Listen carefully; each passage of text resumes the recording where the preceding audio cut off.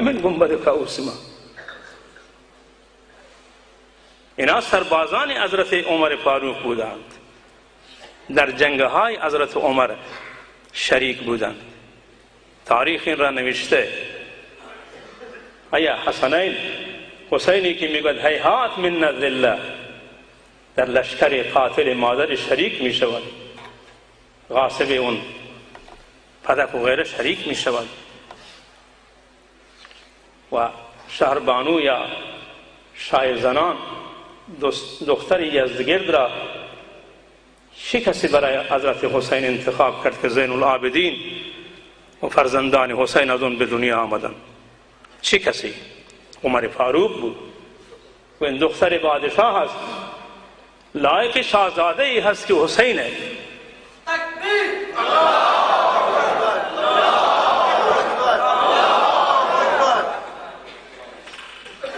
علی ببینیم این بوده محبت و دوستی که در میان حضرت عمر و حسنین و علی غیر حاکم بوده و در میادین مختلف جنگ اینا در لشکر عمر بودن و غنایم می گرفتن و اگر خلافت اون را حق نمی دانستن آیا می شود که با چنین کسی همکاری کرد؟ اصلا امکان پذیر ندارد.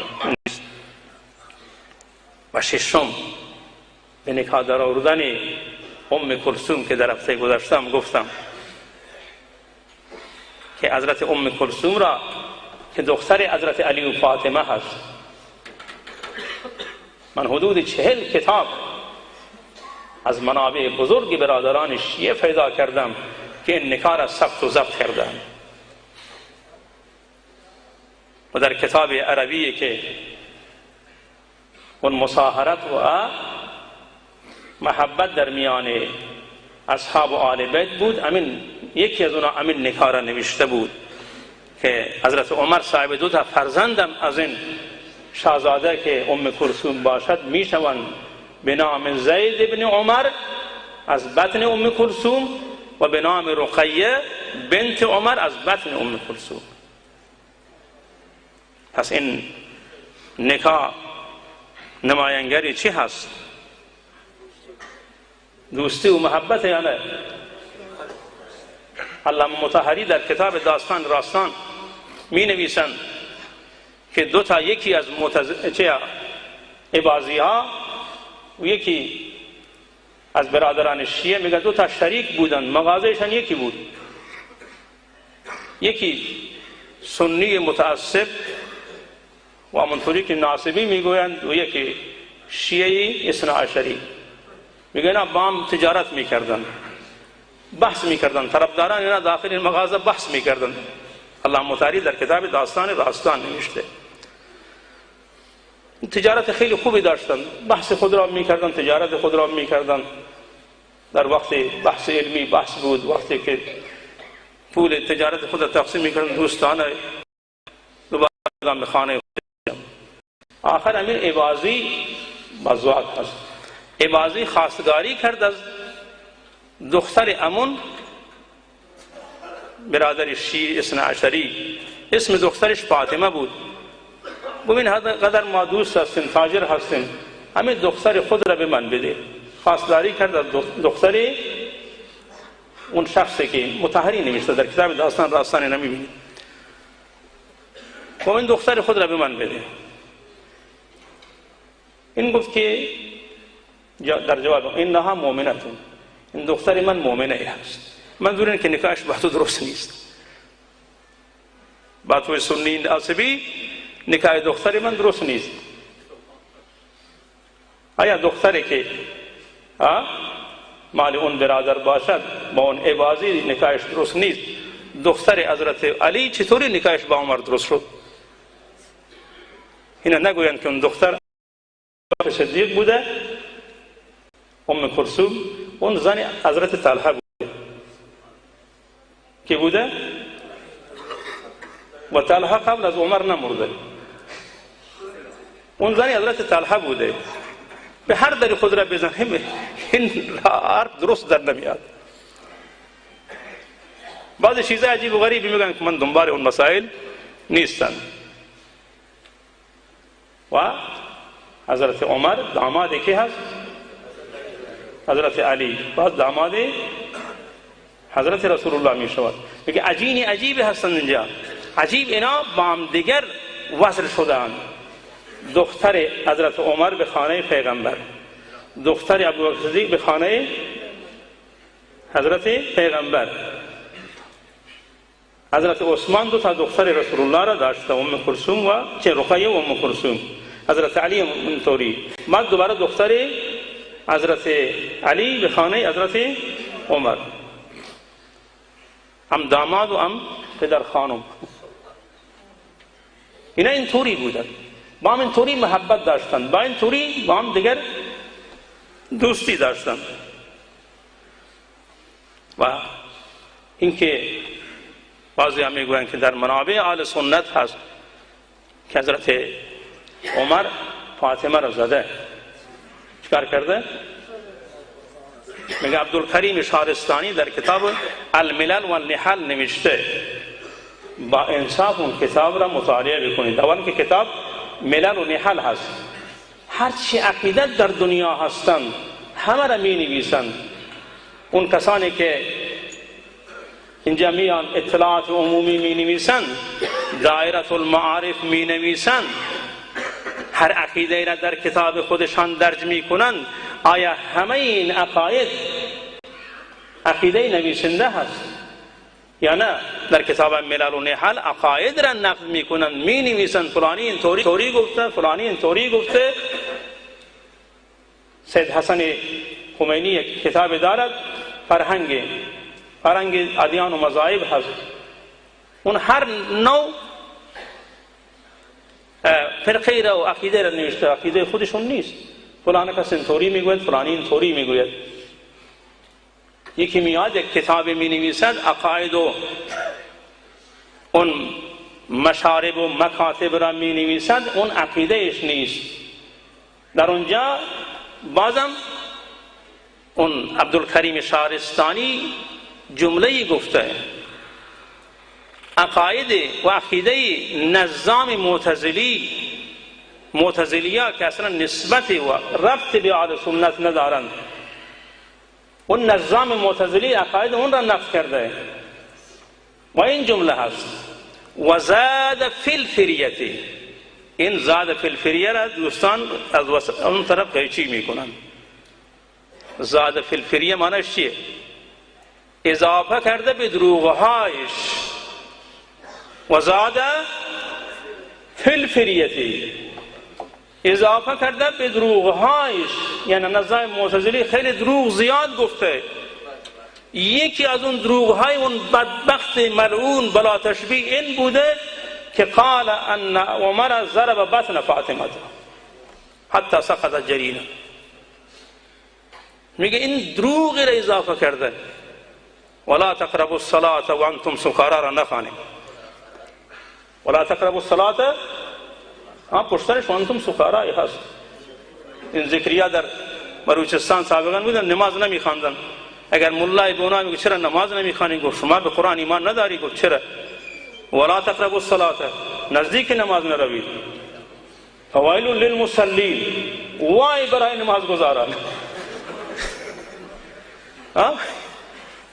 اینا که میدانید ویل للمصلین همه میخوانید، وای برای نماز گزاران.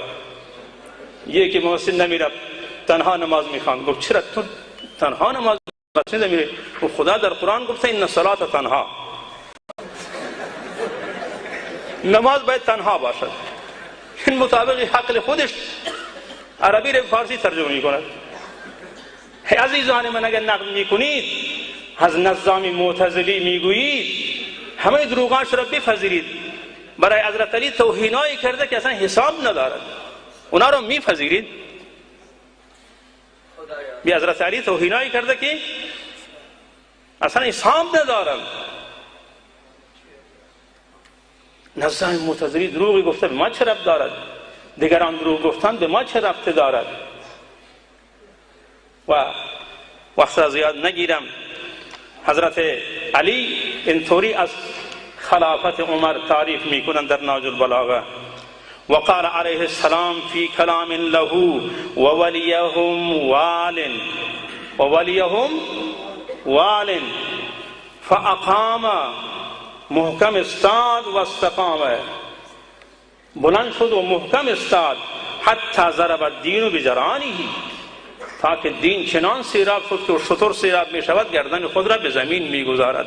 این دین را حضرت عمر سیراب کرد. کی می گوید؟ علی کرم الله وجهه الشریف. دین را کی سیراب کرده؟ و اگر ما عمر را در کلام علی جستجو بکنیم میبینیم که بهترین و شایسته ترین انسان در میاد.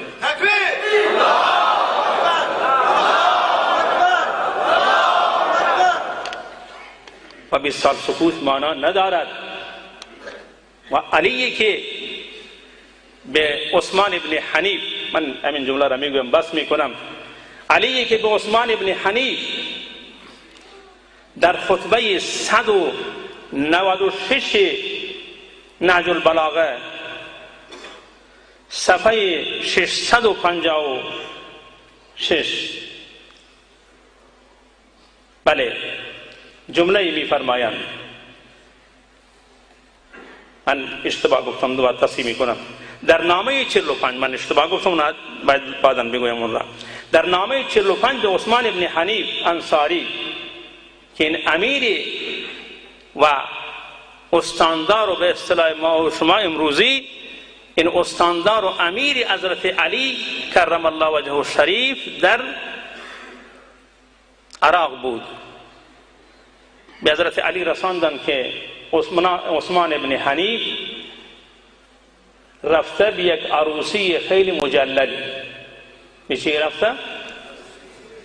عروسی خیلی مجللی که سفره رنگارنگی اونجا بوده، همه اغنیا اونجا دعوت شدن و از فقرا اونجا خبری نبوده و نماینده شما استاندار شما هم سر اون سفره نشسته. حضرت علی دست به کار بشوند و نامه 45 را در نهج البلاغه نگاه بکنید به نام عثمان ابن حنیفه که اونجا اون را میتوفد. تو بر سر چنین سفره‌ای میروی که رنگارنگ، تو نماینده ای منی، بر سر با چنان انسانهای به اصطلاح گردن کلفت و دانه درشت و آقازاده ها رابطه داری، در حالی که اونجا یک فقیری دیده نمی شود اونم می توفد که شما چرا رفته ای؟ و دوباره در ضمن همون نامه هست که اشاره می کنن در باره فدک. اینجا این مسئله را قضیه را حضرت علی خودش تمام کرده. در همون نامه هست، در همون نامه 45 ما اصنع بفدک و غیر فدک، میگه من فدک و غیر فدک را چی کار میکنم؟ حضرت علی میگه که من دعوای برای فدک و غیر فدک داشته باشم من چی کار میکنم؟ در حالی که والنفس مظانها فی غد جدث، در حالی که جایگاه نفس من، وجود من فردا در قبره. ما میگویم اگر فدک توسط علیاذ بالله سه یار قبلی غصب شده بود، حضرت علی این فدک را چیکار کرد در زمان خودش که میگوید من فدک را چیکار میکنم؟ و در ابتدای من نامه هست که فدک به دست ما بود، فدک به دست یعنی به دست حضرت علی و حضرت عباس بود. وارد در نحو تفسیرش مسائل آمدن که فدک در دست ما بود.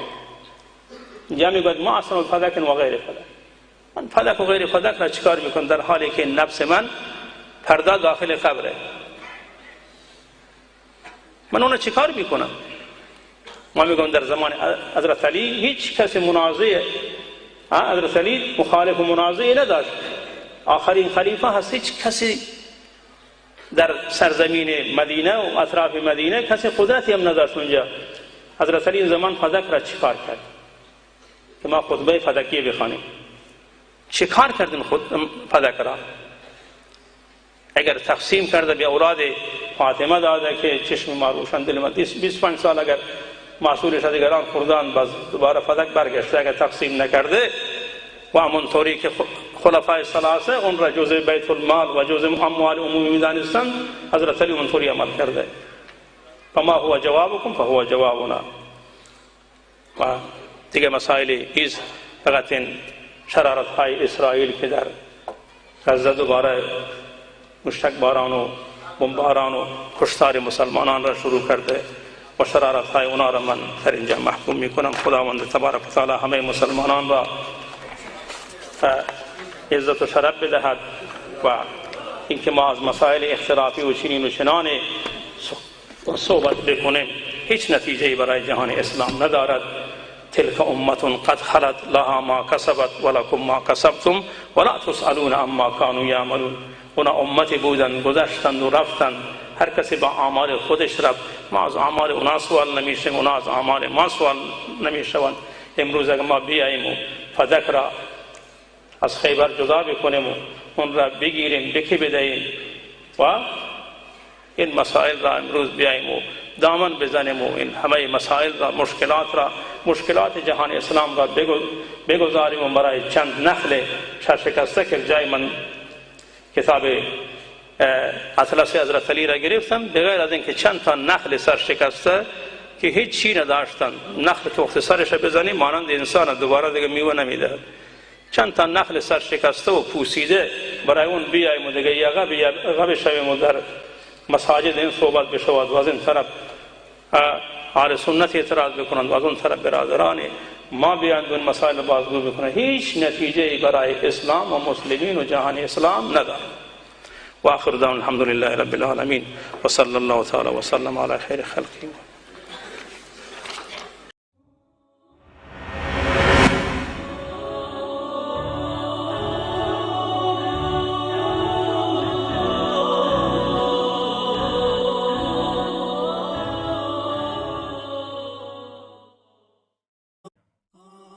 خدایا دین تو توحید و سنت که خالص باشد از هر شرک و بدعت، نشاید جز به آستان تو سجده، نزیبد جز بر تو اشک ذلت. پیام دین حق از تاج منبر بیفشاند جهانی بذر شوکت. انهم فتیة آمنوا بربهم، میفرماد آنها جوانانی بودند. فتیه یعنی کسی که بر قلبش ایمان نقش بسته، بر قلب آنها ایمان نقش بسته بود، خدا پرستی نقش بسته بود و بس. جلوی بادشاه ظالم وقتی که قرار گرفتن، اذ قاموا، وقت جلوی این پادشاه بلند شدن گفتن ربنا رب السماوات والارض، رب ما، معبود ما، رب آسمان ها و زمینه، اون ذاتی که آسمان های بلند و بالا را خلق کرده، ما او را می پرستیم. اون ربی که زمین را به این گستردگی خلق کرده، معبود ما اوست. ربنا رب السماوات والارض لن ندعو من دونه الها. و دقیانوس قدرت در دست تو، حکومت در دست تو، امکانات در دست تو. تو اسلحه مادی را در اختیار داری، ما اسلحه ایمانی را در اختیار داریم. تو به قدرت خود می نازید، ما به رب خود می نازیم. ما به رب آسمان و زمین تکیه کرده ایم، ما پناهنده رب آسمان و زمینیم. بیچاره حکومت تو چند کیلومتر مربع، اما حکومت و قدرت و فرمان رب بر آسمان و زمین جاریه. تو مالک چند هزار کیلومتر مربع هستی، تو به قدرت خود مینازی، اما ما به قدرت اون هستی مینازیم که مالک آسمان و زمین، عرش و کرسی، 7 طبق آسمان را خلق کرده، 7 طبق زمین را خلق کرده، 7 طبق آسمان را نگه داشته، 7 طبق زمین را نگه داشته، تمام کائنات را تحت نظر داره، هر یکی را میبیند. انه هو السمیع العلیم، انه هو السمیع العلیم، میشنود و میبیند، خبیر بصیر، با خبر و بیناه. ما به او تکیه کرده ایم، ما بندگی او را اختیار کرده ایم، ما غلامی رب را داریم بدون هراس و ترس.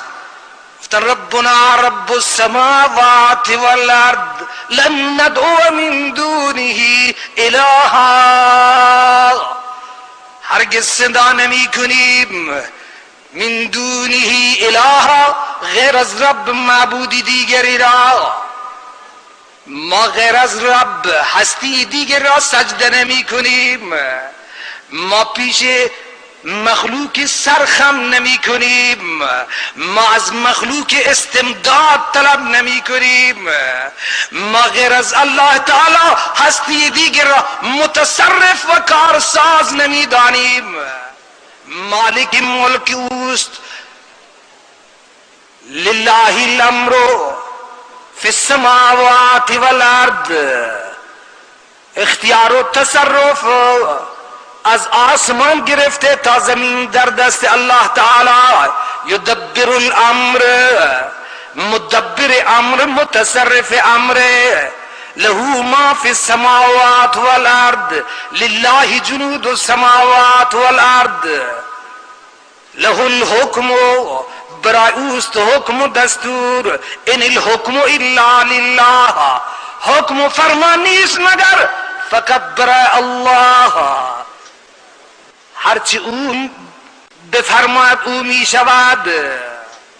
انا لله، ما هم برای الله، حکم هم برای الله، ما هم بنده الله. ان الحکم الا لله، انا لله، الحمد لله، تمام چیز برای الله تعالی ہے. اسباب تا یک حد کار آمد هست، اما مسئله کل به دست رب الاسبابه. ما نباید تمام تکیه خود را به اسباب بکنیم، بالاتر از اسباب رب الاسباب هست. رب الاسباب همه کاره، تصمیم گیرنده مطلق اوست. یفعل ما یشاء و یختار، او میکند هر چی که بخواهد و مختاره، هر چی بخواهد او میکند.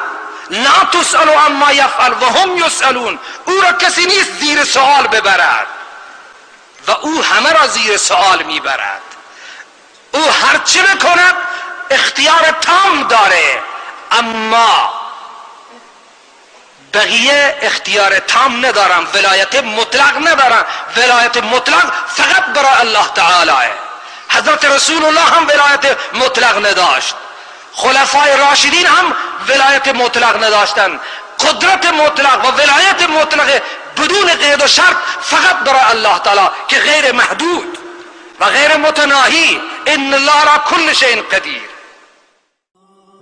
خدایا دین تو توحید و سنت که خالص باشد از هر شرک و بدعت، نشاید جز به آستان تو سجده، نزیبد جز بر تو اشک ذلت.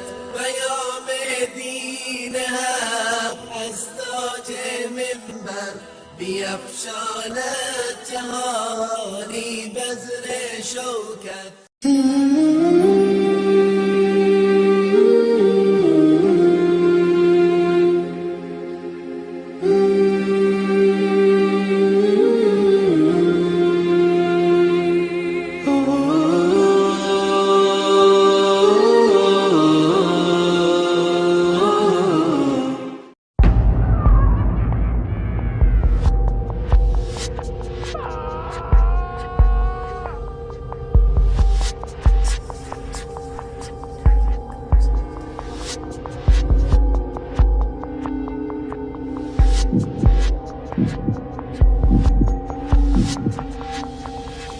no God.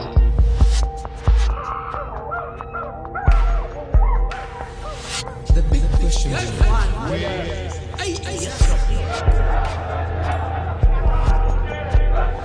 أشهد أن محمدا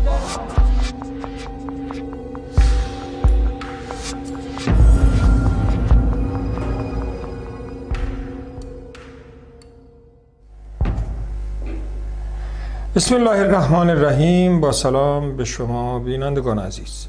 دو روز پیش آیه‌ای رو در قرآن کریم دیدم که نکته‌ای جلب توجه کرد و گفتم قرآن کریم با انسان حرف میزنه و بر من نکته جدیدی رو مکشوف کرد و خیلی برام جالب بود و برنامه امروز ما هم درباره همین هستش.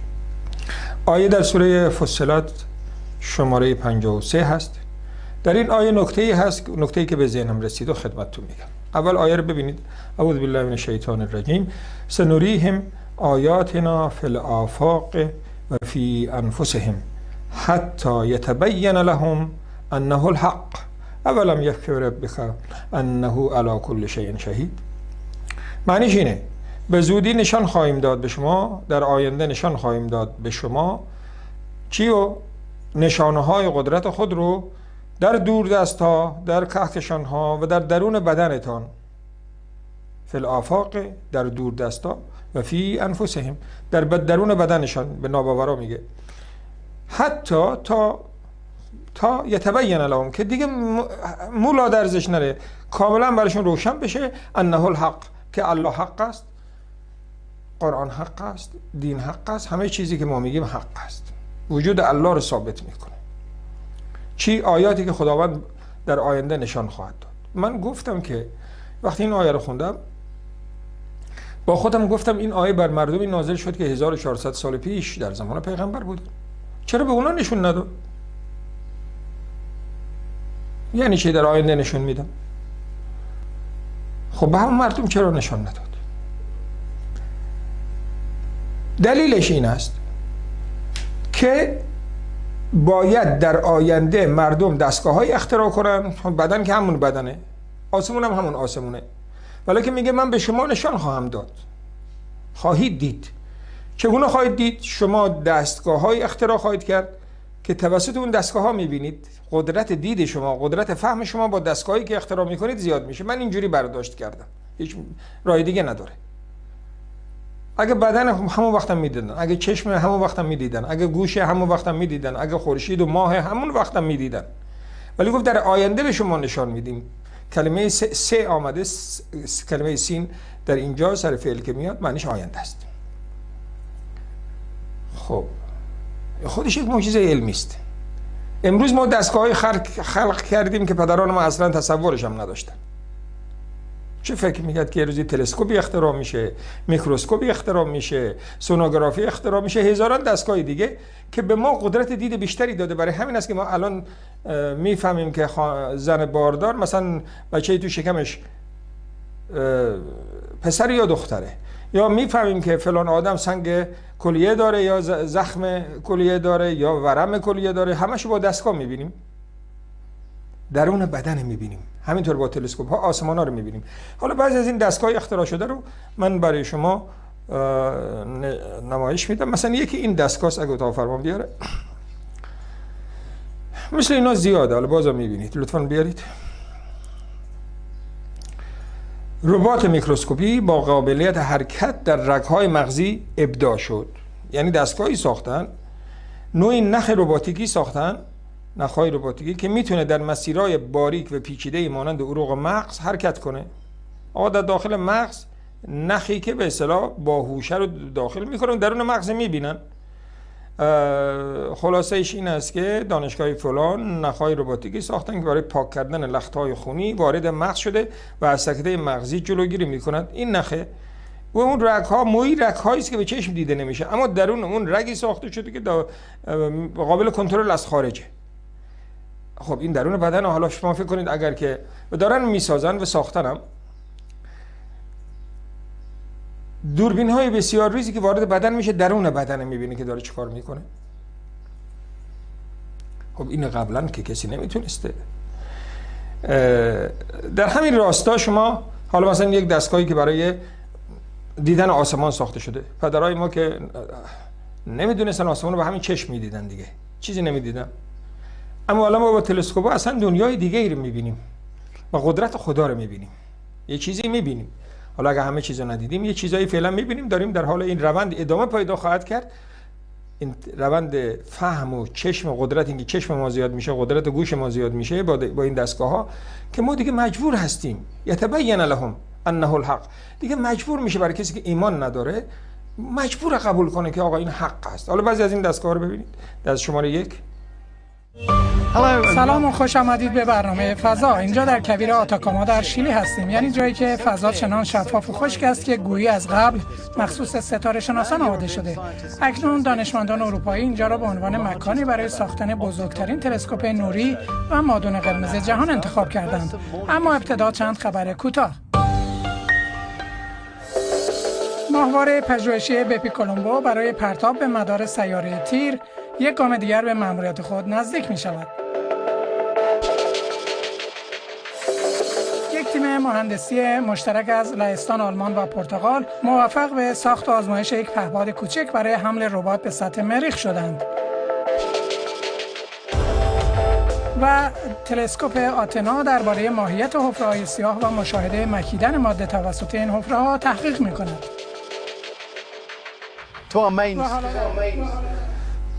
ببینید اینا دستگاهی است که هر روز اختراع میشه، هر روز فهم انسان رو زیاد میکنه، از نمیدونم چاله های سیاه تا نمیدونم ساختن تلسکوپ ها، چاله های سیاه رو که ببینن و ربات هایی که میخواد در روی مریخ پیاده بشه. همه اینها به ما کمک میکنه که ما چیزهای جدید یاد بگیریم که الله از اونها به عنوان آیاتی یاد میکنه که شما در آینده خواهید دید.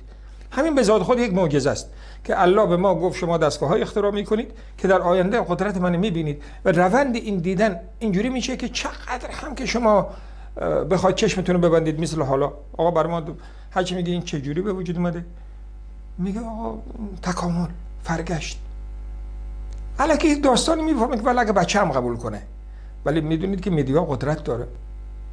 باز با پررویی هم میگم، حالا شما نگاه کنید در همین داستان کرونا، مثلا یک کشوری 10,000 تا کشته هم داده باشه، حالا مثلا الان ما میفهمیم که چین 3,000 تا کشته نداده، ممکن نیست. عرضم به حضورتون که چین حتما 100,000 500,000 کشته داده. ما حسابش نگاه میکنیم با کانادا، با چی، با ایتالیا، با آمریکا، با اسپانیا، با همه و همینطور ایران هم. ولی مدیا بس میگه 3,000 تا. ایران هم دیگه پاشو تو یک کفش کرده که نمیدونم اینقدر.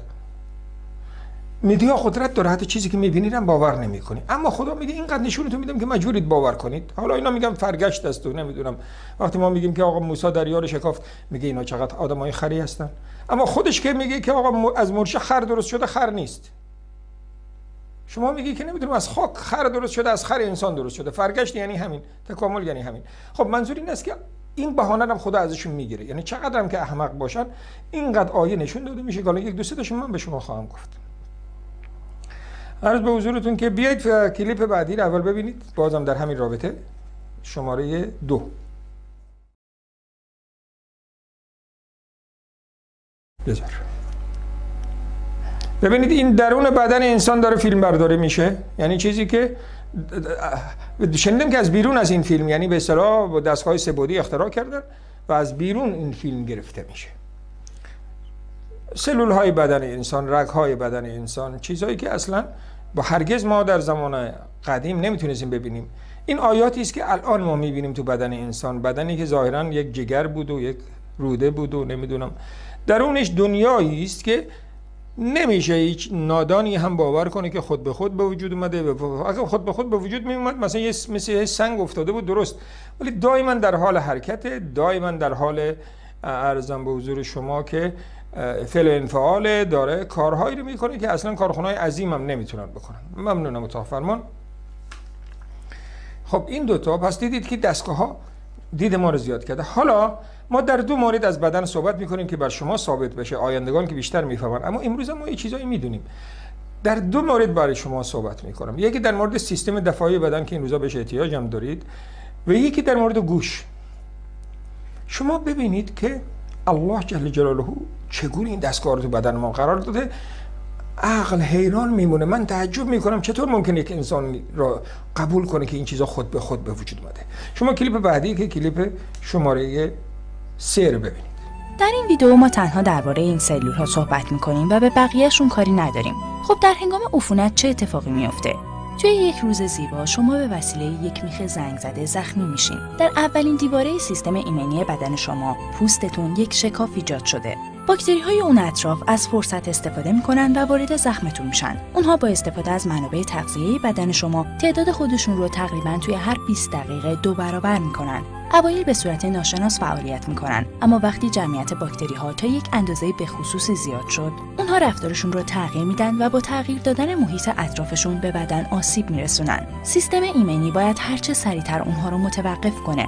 اول از همه سلول‌های محافظتی که اسمشون ماکروفاژ مداخله میکنن. اونها سلول‌های بزرگی هستند که از تمام مناطق مرزی بدن محافظت میکنن. اغلب اوقات به تنهایی میتونن یک حمله رو سرکوب کنن، به این دلیل که هر کدوم اونها قابلیت بلعیدن 100 باکتری مزاحم رو دارن. اونها باکتری‌های متجاوز رو قورت میدن و درون قشای خودشون حبس میکنن. بعد دشمن به وسیله آنزیم‌ها در هم شکسته و کشته میشه. علاوه بر اون، اونها به رگ‌های خونی هم دستور میدن که جریان آب رو به درون میدان جنگ سرازیر کنه تا جنگیدن براشون آسان‌تر بشه و در نتیجه باعث التهاب میشه. شما به وسیله تورم متوجه این اتفاق میشین. وقتی ماکروفاژها به مدت طولانی مبارزه میکنند، با ارسال پروتئین‌های پیام‌رسان که موقعیت و فوریت وضعیت اونها رو به نیروهای قوی پشتیبان اطلاع میده، درخواست کمک میکنن. نوتروفیل‌ها گشت‌زنی خودشون را در کانال‌های خون رها می‌کنند و به سوی میدان جنگ حرکت می‌کنند. نوتروفیل‌ها اونقدر خشمگینانه می‌جنگند که در مسیرشون حتی سلول‌های زنده رو هم نابود می‌کنند. علاوه بر اون، دیواره‌هایی می‌سازند که باکتری‌ها رو در درون خودش حبس و نابود می‌کنه. در واقع این سلول‌ها اونقدر کشندند که توی سیر تکاملیشون بعد از 5 روز خودکشی می‌کنند تا از به وجود اومدن تخریب بیش از حد توسط خودشون جلوگیری بکنن. اگر اینها برای مقابله با یورش باکتری‌ها کافی نباشن، مغز سیستم ایمنی دست به کار میشه و سلول‌های دندریتی فعال میشن. این سلول‌ها در مقابل علامت‌های ارسالی از سوی سربازها عکس‌العمل نشون میدن و جمع‌آوری نمونه از دشمن رو شروع میکنن، یعنی اونها رو تیکه تیکه میکنن و روی پوسته بیرونی خودشون قرار میدن. حالا سلول‌های دندریتی باید یک تصمیم بسیار حیاتی بگیرن. آیا باید به نیروهای آنتی ویروس خبر بدن تا اون سلول‌های بدن که آلوده شدن رو به کلی نابود کنن، یا به یه لشکر باکتری کش خبر بدن؟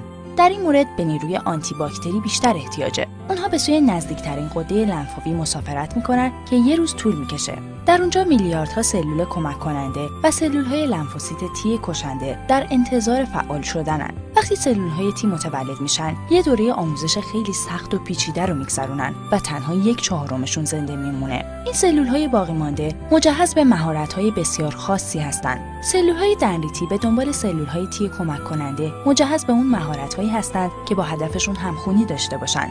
اونها به دنبال سلول تی کمک کننده‌ای می‌گردن که میتونه اون تکه‌های نمونه باکتری‌های متجاوز که سلول‌های دندریتی روی پوستشون قرار دادن رو با هم ترکیب کنه. وقتی که بالاخره اون رو پیدا کردن، یه واکنش زنجیره‌ای آغاز میشه. سلول‌های تی کمک کننده فعال میشن و به سرعت خودشون رو هزاران بار تکثیر میکنن. بعضی تبدیل به سلول‌های خاطره میشن و توی غده لنفاوی باقی میمونن و شما رو تقریباً در مقابل این دشمن مسئول میکنن. بعضی به میدون مبارزه میرن تا به بقیه کمک کنن و گروه سوم به سوی مرکز غده لنفاوی میرن تا یک کارخونه تولید سلاح بسیار قدرتمند رو فعال کنن. مثل سلول‌های تی، این سلول‌های جدید هم با یک مهارت به خصوص متولد میشن. یک لنفوسیت بی و یک سلول تی دارای مهارت‌های مشابه در کنار هم نیروی بسیار قدرتمندی رو تشکیل میدن. سلول‌های بی به سرعت تکثیر میشن و تولید میلیون‌ها سلاح کوچیک رو آغاز میکنن. اونها اونقدر سخت کار میکنن که در واقع ممکنه خیلی زود از خستگی بمیرن. در اینجا سلول‌های تی کمک کننده یه نقش مهم دیگه هم دارن. اونها این کارخانه‌های سخت‌کوش تولید سلاح رو تحریک میکنن و بهشون میگن هنوز زمان مردن نشده، ما هنوز به شما احتیاج داریم، به کارتون ادامه بدین. این مسئله علاوه بر اون تضمین میکنه که این کارخونه‌ها بعد از اتمام جنگ از بین برن تا انرژی بدن به هدر نره یا بدن به خودش آسیب نرسونه. ولی چه چیزی توسط سلول‌های بی تولید میشه؟ شما البته اسمش رو شنیدین، پادتن‌ها. پروتئین‌های کوچیکی که ساخته شدن تا به سطح باکتری‌های متجاوز به خصوصی بچسبند. پادتن‌های متفاوتی وجود دارن که تفاوت وظیفه اونها با هم خیلی کمه. سلول‌های تی کمک کننده به سلول‌های پلاسما اطلاع میدن که در این تهاجم به خصوص به کدوم نوع احتیاج بیشتری هست. میلیون‌ها سلول پلاسما بدن رو به وسیله خون اشباع می‌کنن. در همون حین در محل عفونت وضعیت بسیار وخیم شده. تعداد متجاوزات چندین برابر شده و به بدن آسیب میرسونن. سلول‌های حمله و دفاعی به سختی در حال مبارزه‌اند، ولی خودشون هم در جریان این مبارزه از بین میرن. سلول‌های تی کمک کننده به وسیله فرمان حمله تهاجمی‌تر و زنده موندن بیشتر اونها رو تقویت و تحریک میکنن، ولی بدون کمک نمیتونن بر باکتری‌ها پیروز بشن. حالا خط دفاعی دوم سر میرسه. سیلی از میلیاردها پاتن در میدان نبرد جاری میشن و بسیاری از متجاوزا رو فلج میکنن. اونها رو مجبور به تسلیم شدن کرده یا در جریان این کار اونها رو میکشن. علاوه بر اونها رو آشفته و گیج میکنن و به یک هدف آسون تبدیل میکنن. پشت اونها طوری ساخته شده تا به سلول‌های کشنده متصل بشن و دشمن رو راحت‌تر نابود کنن. ماکروفاژها مخصوصاً توی کرخت و بی‌حس کردن باکتری‌هایی که پاتن به اونها متصل شده باشه خوب عمل میکنن. حالا وضعیت مبارزه به وسیله کار گروهی به سود اونها تغییر کرده. عفونت از بین رفته. در این نقطه میلیون‌ها سلول بدن نابود شدن. مسئله مهمی نیست، تلفات به سرعت ترمیم میشن. بیشتر سلول‌های سیستم ایمنی حالا دیگه بلا استفاده شدن و بدون علامتی که به طور مداوم فرستاده میشد خودکشی میکنن تا منابع انرژی بیشتری به هدر نره. ولی بعضی از اونها باقی میمونن، سلول‌های خاطره. اگر در هر زمانی در آینده این دشمن دوباره حمله کنه، اونها برای مبارزه آماده خواهند بود و احتمالاً حتی قبل از اینکه شما بفهمین اون رو نابود میکنن. این یه توضیح خیلی ساده شده از کار بخش‌هایی از سیستم ایمنی بود. حالا میتونید تصور کنین که این سیستم چقدر پیچیده است. حتی در این سطح، در حالی که بسیاری از بازیکن‌ها و تمام فعل و انفعالاتشون رو نادیده گرفتیم، زندگی به شدت پیچیده است. ولی اگه برای درک اون وقت بذاریم، همیشه با شگفتی‌های بی‌پایان و زیبایی خیلی زیادی روبرو میشیم. بله. در ویدیوی بعدی بعدم این سایت اتاق فرمان بذارید، این کانال رو که بینندگان ببینن. ویدیوهای جالبی داره که براشون اگر چیزی ازشون میگیریم بگیم که از کجاست.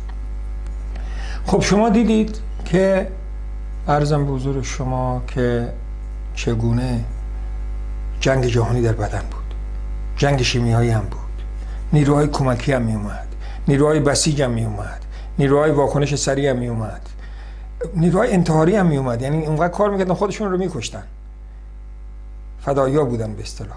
یعنی همین چیزا داره تو بدن ما اتفاق میفته. اون میکروب هم خدا ساخته، ولکن بدن چطور از خودش دفاع میکنه. خط دفاع اول، خط دفاعی دوم باز پیرمردا رو درست میکنه که به گفته این سلولای خاطره میرن یه جا وا میسن که اگه آینده همین اومد میرن پیش اون پیرمرد که آقا این چجوری حلش کنیم. نیروهای بسیج رو، نیروهای به اصطلاح وقتی جنگ مغلوب میشه معذرت میخوام، نیروهای دفاعی رو میارن، مردم عادی رو میارن آزمایش میدن، آموزش میدن. مگه میشه این همه خودش ساخته شده باشه؟ ما اصلا خبرم نداریم. مغزم در این وسط کار خودش میکنه، ما بدونیم که خبر داشته باشیم. به دستور مغز میگه برید بیا سربازای فلان بیاد. به سرباز تولید میکنن، اسلحه تولید میکنن، کارخونه دارن. ما که کوچیک بودیم به ما که تو مدرسه یاد میدادن میگفتن گلوبولای سفید، همه‌شو میفهمیدیم گلوبولای سفید. حالا ایشون هم تو این کلیپ برای اینکه بفهمونه ما رو از خیلی چیزا گذشته، گفت فقط یک جزئی رو براتون میگیم. مگه میشه بدون خالق باشه؟ مگه میشه؟ حالا معنی آیه رو میفهمید؟ اگه نمیفهمید بیشتر از اینم به شما نشان خواهد داد. آیه رو بیارید. سنوریهم آیاتنا، نشان میدیم به اونا آیات خود رو، فی الآفاق، در دور دستا، و فی انفسهم، در درون بدن. خب ببین دیگه جنگ جهانی بود. حتی یتبین لهم انه الحق، مجبورن قبول کنن که این دیگه تکامل نیست، این خالقی داره. عرض کردم ما که کوچیک بودیم فقط میگفتن که آقا گلوبول سفید است که جنگ میکنه با میکروب. اصلا سیستم اینقدر پیچیده است که سربازی مختلف داره، نیروی دریایی، نیروی هوایی، نیروی مثلا پنجم، هر چیز داره و باز هر کس میتونه کجا باید دفاع کنه. و جالب بعد از اینکه کار خود انجام دادن خودشونو میکشن که بعدن به اصطلاح مفتخر نداشته باشه، میگه دیگه کاری نداریم دشمن از بین رود، خودشونو میکشن. یعنی اگر سلول از مثلا خودش ساخته شده دیگه باید بخواد زنده بمونه، اما برای بدن داره کار میکنه. ما بگیم که آقا این خودش ساخته شده، کسی که اینو ساخته نمیتونه دوباره ما رو بسازه، نمیتونه قیامت درست کنه. یکم فکر کنید. حالا من در کلیپ 5 یک چیز دیگه به شما نمایش میدم، 4 رو راه کنید، 5 رو باز میگم که چی هست. اول قبل از اینکه چی کنم، شما در اینجا الله جل جلاله بارها در قرآن به ما گفته که شما نگاه کنید، من برای شما گوش قرار دادم، چشم قرار دادم، تا میگه ولی شما تشکر نمی کنید. شما میگه تشکر نمی کنید. من بذارید آیش براتون بیارم یک لحظه که چگونه خداوند جل جلاله ما رو ملامت میکنه و سرزنش میکنه بندگان خود رو که شما چرا تشکر نمی کنید. نگاه کنید، ببینید مثلا این آیه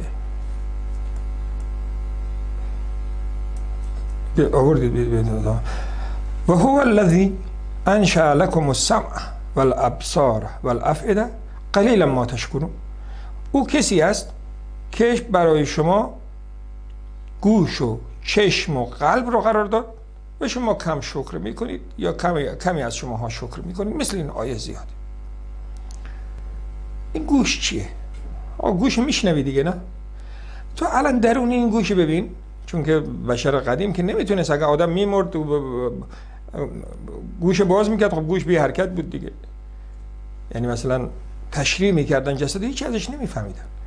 اما امروز میتونن با توسط دستگاه ها کار درون گوش ببینن. تو چیزی میبینی، همین گوشی که هیچی نیست، تعجب میکنی که آقا مگه میشه؟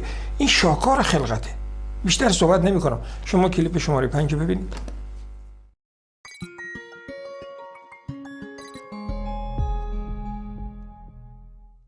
خیلی از ما متوجه اهمیت یک عضو حیاتی در بدنمون نیستیم.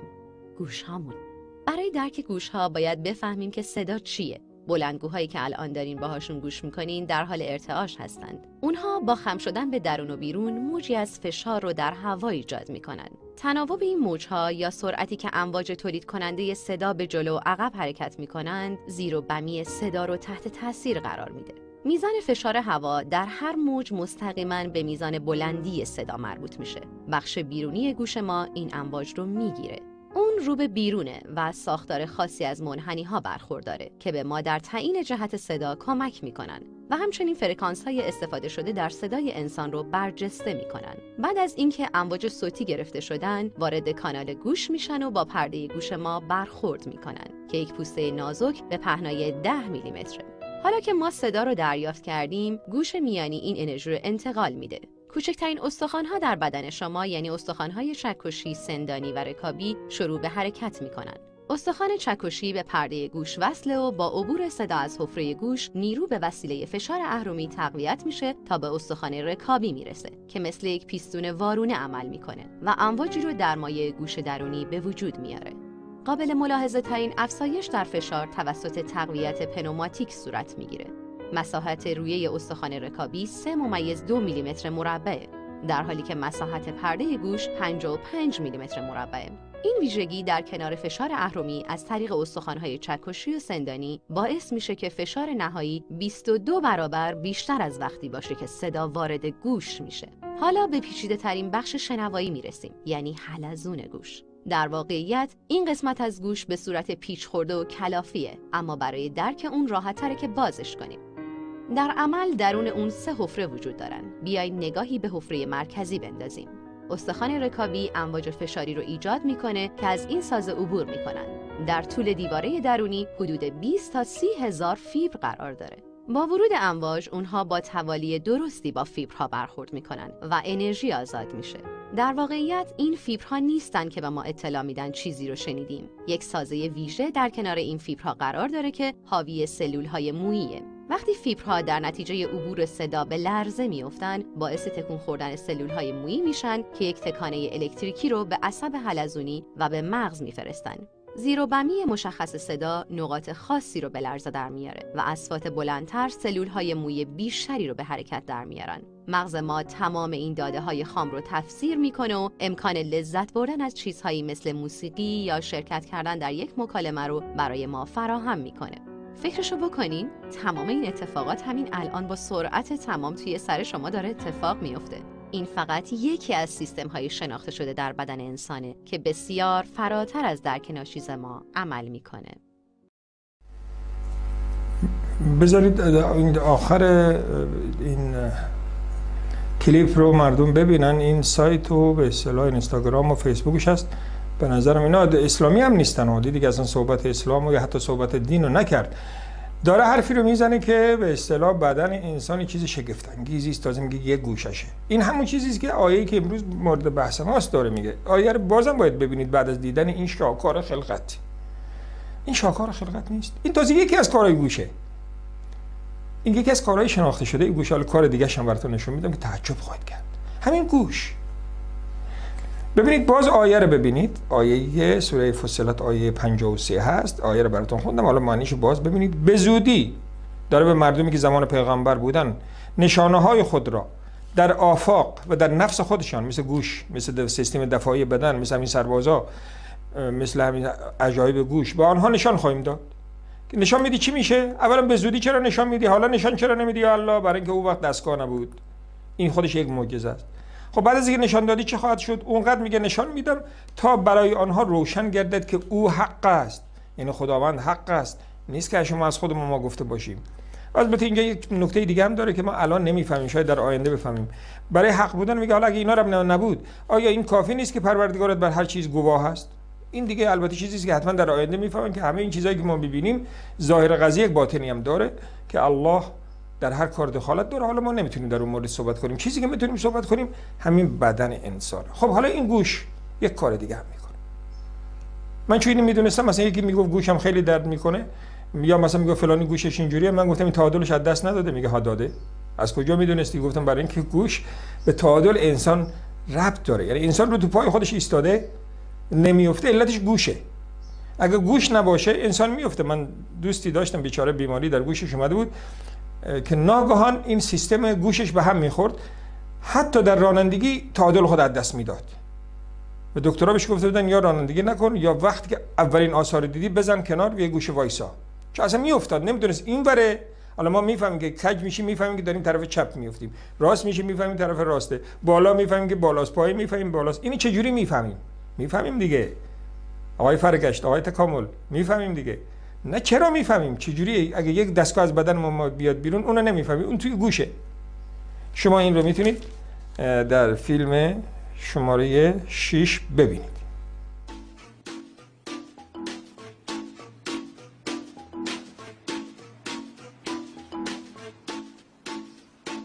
ما انسان ها از جمله مخلوقات انگشت شماری هستیم که بر روی دو پا راه می رویم.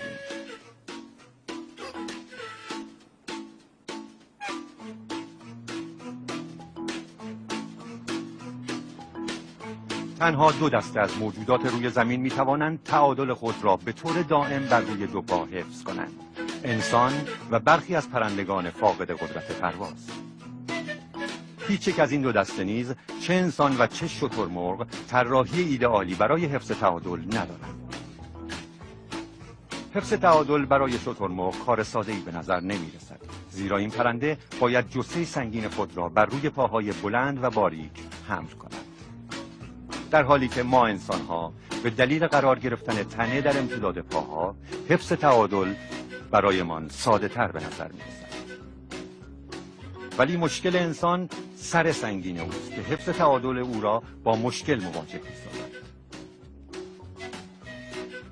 با وجود آنکه حفظ تعادل بر روی دو پا آنقدرها هم ساده به نظر نمی‌رسد، انسان کار را برای خود از آنچه که هست دشوارتر می‌کند.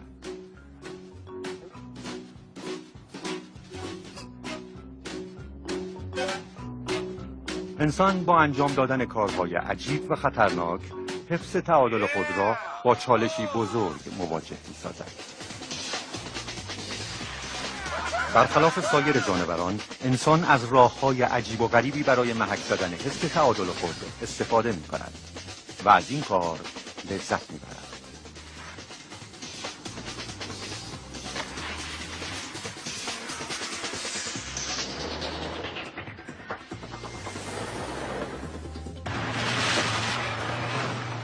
تصور کنید اگر نمی‌دانستیم به کدام جهت حرکت کنیم، به کدام طرف بچرخیم و بالا و پایین در کدام جهت قرار دارند. انسان برای حفظ تعادل خود باید بداند که بدن او در چه جهتی حرکت می‌کند. و این کار برای بدلکاران سینما چالشی بسیار بزرگ است. همین بدلکاران باید موقع عملیات دقیقاً بدونن که بدن اونا در هوا در چه جهت و موقعیتی قرار داره. در غیر این صورت ممکنه جونشون به خطر بیفته.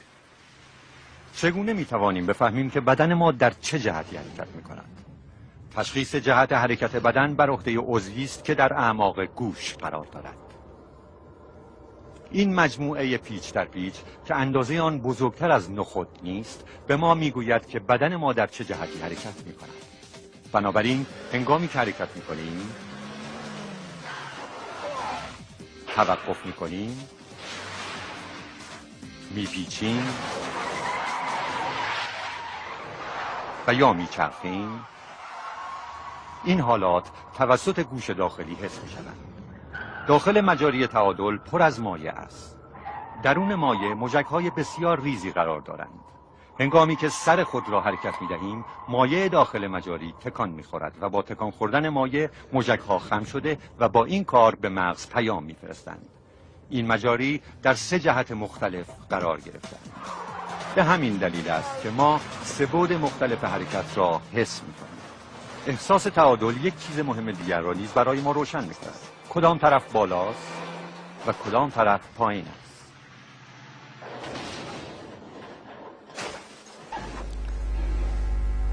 خب یک شاهکار خلقت میگه به کوچکتر از نخود در اون موهای بسیار نازکی است که اونها به مغز خبر میدن و مغز میفهمه که باید چپ بره یا راست بره یا تعادلت به هم خورده. اگر این نمی بود بشر به هیچ جا نمیرسید. آقای تکاملی خودش درست شده. ولی توضیح بیشتری این قبل از که من حرف آخر بگم، کلیپ بعدی که خلاصه است یکم با زبان ساده تر گفته ببینید که درون گوش علاوه بر اون عجایبی که دیدیم، این دستگاهی که تعادل ما رو حفظ میکنه و ما رو انسان کرده و میتونیم همه کارا رو انجام بدیم، بالا بریم پایین بریم ماشین سوار شیم نمیدونم هر چی، در کلیپ بعد به صورت ساده خلاصه دیده میشه. حوصله کنید و ببینید، خیلی خلاصه است. در گوش درونی مرکزی برای احساس موقعیت سر وجود دارد.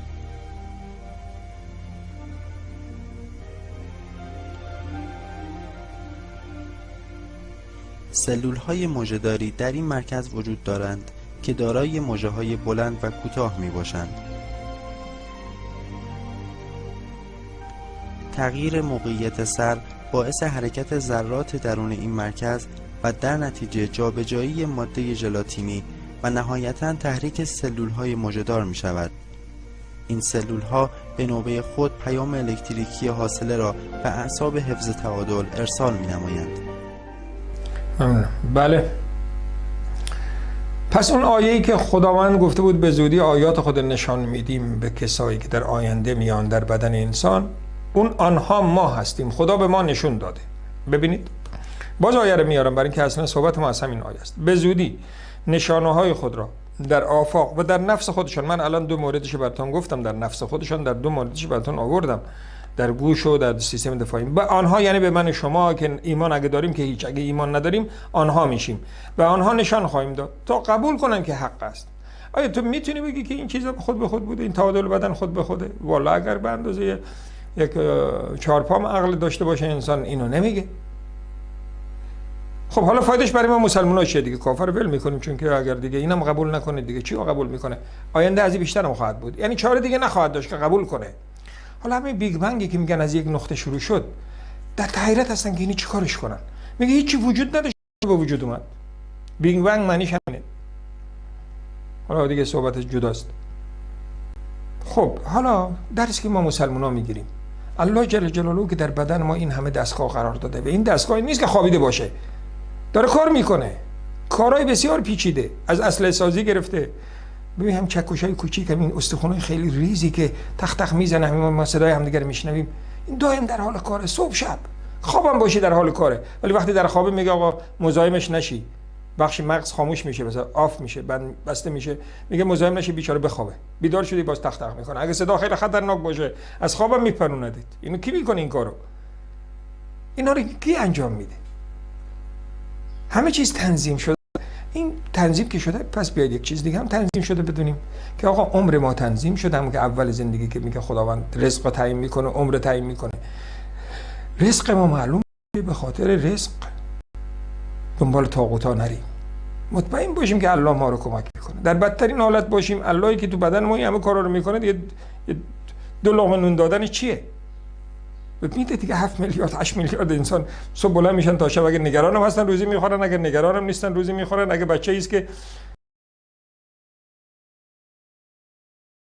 باشه تکون بده روزی میخوره، اگه دیوانه هستم همین نگاه نمیکنیم بچه بده خدا میده. پس روزی خودتون و آخرت خودتون رو خراب نکنید، چون یکی از چیزایی که انسان رو حرکت میده به طرف شرک، همین میگه آقا من نرم پیش آقای مثلا خامنه ای روزی ندارم، من به این سیستم ایمان ندارم، روزی ندارم. بابا اون سیستمی که در درون بدنته اون نمیتونه در بیرون بدن بهت کمک کنه، نمیتونه هر احتیاجی رو برآورده کنه. تمام میتونه بخوای عروسی کنی میتونه کمکت کنه، باید از کمک بخوای نمیدونم تو رو حفظ کنه، میتونه تو رو حفظ کنه. لذا از این بفهمیم که خدایی که هر لحظه در حال انجام این بالاخره خود به خود که نمیشه که، و باز در بدن هر انسان خدایی که میتونه با یک میکروب نامرئی، یک ویروس نامرئی که به چشم دیده نمیشه دنیا رو به هم بریزه، کره زمینی که اینقدر بشر به خودش افتخار میکرد گیج میجش کرده، گنگ منگش کرده. خب خوب شد اینم گفتیم ما امروز تلفن نداریم به خاطر همین کرونا. چرا در شهری که ما هستیم هم حکومت نظامی اعلام شده، ما مجبور شدیم که برنامه رو ضبط شده خدمت شما بفرستیم. خب دیگه خداحافظی میکنیم. امیدوارم که روی این آیه دقت کنید که خودش یک معجزه علمی بود که از آینده و از دستگاه‌ها خبر داد و دیگه دیدیم که با این دستگاه‌ها چه عجایبی در خود بدن ما. حالا نمیخواد برو آسمان هفتم، که بدن خودمونه. برید از همه دکترها بپرسید که این چیزا راسته یا نیست. طبعا راسته. الله همه شما رو حفظ کنه. الله حافظ و نگهدار همه شما.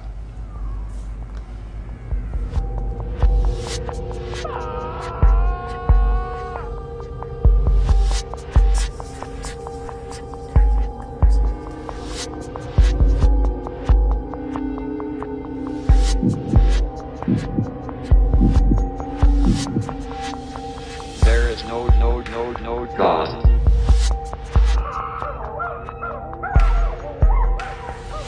The big question is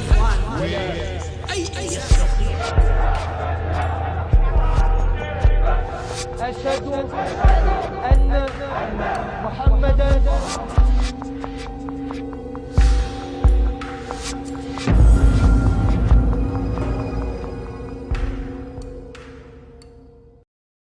نوحه پهلوی شکسته زهرا و دروغ آخوندها. بینندگان گرامی، آخوندهای رافضی برای برانگیختن احساسات پاک مردم دروغی را اختراع کردند و آن این که عمر ابن خطاب رضی الله عنه در خانه فاطمه رضی الله عنها را شکسته و خانه را به آتش کشید که در نتیجه پهلوی فاطمه زهرا رضی الله عنها شکست و جنینی به نام محسن که در شکم داشت سقط شد. و در مقابل این سوال که امام علی رضی الله عنه که شیر خدا و فاتح خیبر و اولین فدایی در اسلام بود چرا از خود واکنشی نشان نداد، گاهی به دروغ میگویند به دلیل آن که رسول الله صلی الله علیه و آله و سلم به او امر و وصیت کرده بود، و گاهی میگویند چون مخالفین در جامعه ایجاد وحشت و اختناق نموده بودند لذا امام علی رضی الله عنه نمیتوانست کاری بکند، و گاهی هم میگویند به خاطر بقا و مصلحت اسلام و اینکه فتنه‌ای برپا نشود از خود و همسر خود دفاع نکرد.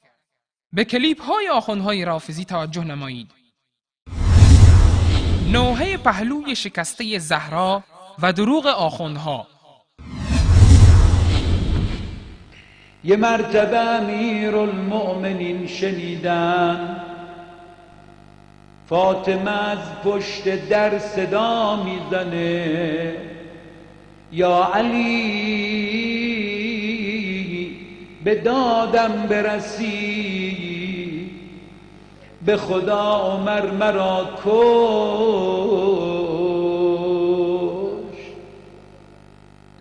مولا امیرالمؤمنین آمدن پشت در خانه، اما صحنه ای رو دیدن خیلی ناراحت شدن. آخه در به سینه فاطمه اصابت کرده بود. استخوانای سینه و پهلو رو شکسته، محسن سخت شده، از سینه زهرا خون میچکی. یه مرتبه دوید جلو، عمر را روی زمین زد، نشست روی سینش. عمر اگه امر و وصیت رسول خدا نبود به تو ثابت میکردم کسی حق نداره در خانه مرا بزنه. حالا اگر شهادت با شمشیر باشه بازم مصیبت کمتره. شهادت با شکنجه بین در و دیوار با لگد چی میشه؟ باز اگر علی امیرالمومنین تو خونه نباشه باز مصیبت کمتره. یعنی یه وقته یه کسی میاد در خونه مثلا بزنه، من جسارت کنم من نیستم، یه وقت روبرو من، روبرو امیرالمومنین، روبرو بچه ها. کاش تو قرآن الا المودة فی القربى نبود. اگر نبود اینقدر آدم دلش نمیسوخت. نمیدونم چی شد. پیغمبر یه دختر که بیشتر نداشت، دو ماه پیش از دنیا رفته تقریبا، حامله بود، بین در دیوار بود. مصیبت سخته. به هر حال ما یک جمله گفت وعلموا انی فاطمه، بدونید من زهرام. میخوام یه سخنرانی بکنم، سخنرانی نی، آتش فشانیه. تو همون قصه فدک؟ نه خیلی، تو همون بعد از فوت پیغمبر که فداکو گرفتن لباساشو پوشید با زنا، گفت بریم میخوام سخنرانی کنم. منتظرم سخنرانی نبود، کودتا بود.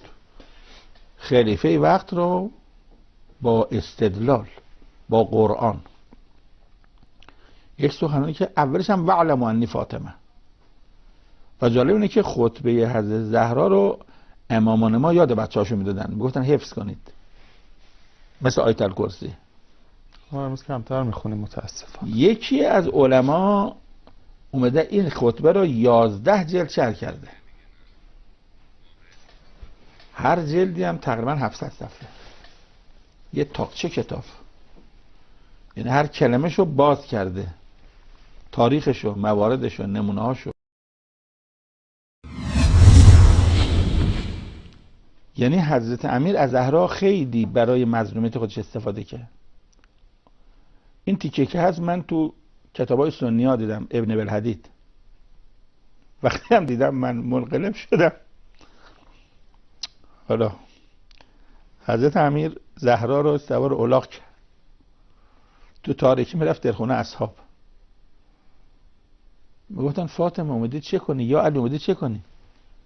گفت که جئتو که مستغیثه، اومدم التماس کنم. جئتو که مستنصره، اومدم از تو کمک بدیم. تو 2 ماه پیش قدیر خم نبودی؟ گفتن که چرا، ما بودیم ولی او دورا بودیم، صدا رو نشنیدیم. یعنی امیرالمومنین با 100,000 شاهد باز زنشو برداره بره در خونه ها نصف شب تو تاریکی التماس کنه. این است امام علی و فاطمه زهرا رضی الله عنهما در خزعبلات آخوندهای رافضی که به وسیله آنها تجارت نموده و مردم ساده‌لوح و مقلدان نادان خود را می‌فریبند. چه تناقضاتی! اگر امیرالمؤمنین رضی الله عنه برای بقای اسلام و وحدت مسلمانها امر به صبر شده بود و صبر نمودند، پس چرا شما شیعیان که خود را به دروغ پیرو ایشان می‌دانید صبر نمی‌کنید تا وحدت مسلمانها برهم نخورد و اینقدر داد و ویلا راه انداخته اید؟ آیا شما کاسه داغ‌تر از آش هستید؟ و اگر در آن زمان وحشت و اختناق حاکم بود و امیرالمؤمنین نتوانست از خود دفاع کند، پس این دروغ‌های بافتگی شما که فاطمه زهرا خطبه آتش فشانی داد و علی او را سوار الاغ نموده و به در خانه اصحاب باش چه معنی دارد؟ این چه وحشت و اختناقی بود که به مخالفان اجازه خطبه گفتن و تحریک مردم علیه حاکمیت داده میشد. و آیا امیرالمومنین علی رضی الله عنه دختر خیش ام کلثوم را به عقد نکاح قاتل همسرش و مادر دخترش در می آورد؟ و آیا نام یکی از پسرانش را عمر به نام قاتل همسرش می گذارد؟ حقیقت این است که اینها همه دروغ‌های ساختگی می باشند. نه حمله‌ای بر خانه فاطمه زهرا صورت گرفته و نه سخت جنینی و نه خطبه‌ای و نه سوار شدن بر الاغی و زدن در خانه‌های اصحاب، بلکه مسلمان‌ها من جمله امام علی رضی الله عنه با ابوبکر صدیق رضی الله عنه بیعت نمودند و همه مثل برادر زیستند و از اسلام عزیز دفاع نمودند و پرچم پر افتخار لا اله الا الله را به گوشه و کنار دنیا رساندند.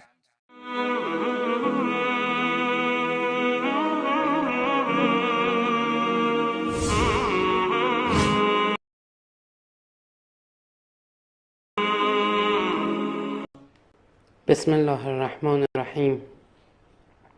عبدالله هستم و با برنامه قرآن برای همه در خدمتتون هستم. مبحث غیرالله رو ادامه میدیم با 2 موضوع: مع الله و یافتن هدایت. در این جلسه قصد دارم با در نظر گرفتن برخی از نظرات و گفته های بینندگان محترم شبکه کلمه این 2 موضوع رو انشاءالله خدمتتون ارائه بدم. در ابتدا میخوام باز هم خدمتتون بگم که صحبت های من رو به اندازه کسی که بهتون فقط هشدار میده که در کفشت یک عقرب رفت و حتی اگه این فرد یک دیوانه باشه شما باز هم ضرر نمی‌کنی اگه داخل کفشت رو نگاه کنی، چک کنی قبل از اینکه بخوای بپوشیش که آیا عقربی توش هست یا نه. به هم لااقل همینقدر جدی بگیری و بری قرآنت رو باز کنی ببینی توی اعتقاداتت آیا چیزی بسیار مهلکتر و خطرناکتر از عقرب هست یا نه. میخوام در ابتدا یکی از تماس‌های تلفنی بینندگان محترم که در پیامگیر برنامه پیام داده بودند رو انشاءالله خدمتتون بگذارم و پاسخش رو بدیم. با هم گوش میکنیم. پیام من اینه که اهل بیت، انبیا، اولیا، اوصیا، بزرگان دین، صحابه، اینا مع الله هستن نه دون الله. اینا دون الله نیستن، مع الله هستن. ایشون این رو قاعدتاً لطف کردند و در جواب جلسه که تو همین مبحث غیرالله داشتیم که سوال من این بود: اهل بیت آیا الله هستند یا دون الله؟ من اونجا 2 دسته گذاشته بودم، الله، دون الله، و گفتم که اهل بیت کدوم یک از اینها هستند؟ اگر الله نیستند دون الله هستند. ایشون میگن نه، دون الله نیستند، الله هم نیستند، مع الله هستند. خیلی خوب، اولا باید ببینیم سوال من از ایشون اینه که از کجا این رو میگن. آیا هیچ یک از این افرادی که نام بردن، خود اهل بیت، انبیا، اولیا، اوصیا، بزرگان، صحابه، همچین حرفی زدن که ما مع الله هستیم یا نه؟ خود پیامبر آیا همچین حرفی زدند یا نه؟ می‌بینیم که ایشون هم از اهل بیت به عنوان اولین مصداق مع الله شروع کردن، ولی بعد خب عدالت رو رعایت کردن، به بقیه افراد حتی تا صحابه هم این ویژگی رو دادند که می‌بینیم خیلی ها رو شامل میشه، چون همه انبیا، اولیا، حالا چه کسی ولی هست، چه کسی وصی هست، چه کسی بزرگان دین هست، یعنی همه اینا دیگه میشن مع الله. قطعا دلیلی نداریم از هیچ جایی برای این حرفی که زدید، اما من میخوام با هم بشینیم در قرآن نگاه کنیم ببینیم مع الله اومده یا نه و اگه اومده چجوری استفاده شد. در قرآن مع الله 16 بار اومده و خیلی جالبه که بدون استثناء در تمامی اینها یک ویژگی مشترکه که اون ویژگی رو میخوایم انشاءالله با هم دیگه متوجهش بشیم. تا این دوستمونم که لطف کرده بودن و پیامی مرتبط با موضوع این برنامه گذاشتن، واقعا تشکر میکنم ازشون که در پاسخ به همین مبحث مربوط به برنامه پیام گذاشتن، چون خیلی دیگه زنگ میزنن، حرفای دیگه میزنن که یک نمونه نشونتون خواهم داد. البته کسانی هم که تشکر میکنن، من هم ازشون متقابلا متشکرم. باعث میشه که اون پیام‌های دیگه‌ای که بعضیا میذارن و حرفایی که میدونید چه حرفایی ممکنه بزنن، پیام‌های زیبای شما کاملا اونها رو میپوشونه. اما میخوام به این دوستمون نشون بدیم که در قرآن مع الله کجا اومده. الذين يجعلون مع الله إلها آخر فسوف يعلمون. کسانی که قرار میدهند مع الله یعنی با خدا الها آخر، الهی دیگر را یعنی معبودی دیگر را، فسوف یعلمون پس خواهند دانست که در قیامت حقیقت را. لا تجعل مع الله إلها آخر فتعود مذموما مخذولا. لا تجعل یعنی قرار مده، مع الله همون مع اللهی که ایشون گفتن، با الله الها آخر معبود دیگری را، فتقعد مذموما مخذولا که نکوهیده و وامانده بر جای نشینی. خداوند میفرماید ولا تجعل مع الله إلها آخر فتلقى في جهنم ملوما مدحورا. یعنی با الله مع الله اله دیگری قرار مده که در جهنم ملامت زده خواهی موند. دقت کنید آشکار میشه کم کم که چه چیزی میاد فقط مع الله. ومن يدع مع الله إلها آخر لا برهان له به فإنما حسابه عند ربه إنه لا يفلح الكافرون. و هر کس بخواند، هر کس فرا بخواند، هر کس صدا بزند مع الله با خدا الها آخر معبودی دیگر را، لا برهان له به بخواد با این کارش هیچ برهانی نداره. خدا داره میگه پس مع الله چیزی جز اله قرار نمیتونه بگیره و اگر هم قرار بده کسی این کار رو برهانی براش نداره، بلکه حساب او در نزد پروردگارش خواهد بود در روز قیامت و خداوند همونطور که اینجا گفته در جهنم او را خواهد انداخت، زیرا انه لا یفلح الکافرون، او کافران را نمی آمرزد. والذین لا يدعون مع الله إلها آخر. اینجا هم میبینیم که خداوند صفات مؤمنان رو میگوید و میگوید که اینها کسانی هستند که با خدا معبود دیگری را نمیخوانند، مع الله الها آخر. فلا تدع مع الله إلها آخر فتكون من المعذبين. پس مخوان صدا نزن مع الله با خدا معبود دیگری را، کس دیگری را، فتكون من المعذبین که از عذاب شدگان خواهی شد. ولا تدع مع الله إلها آخر لا إله إلا هو كل شيء هالك إلا وجهه له الحكم وإليه ترجعون.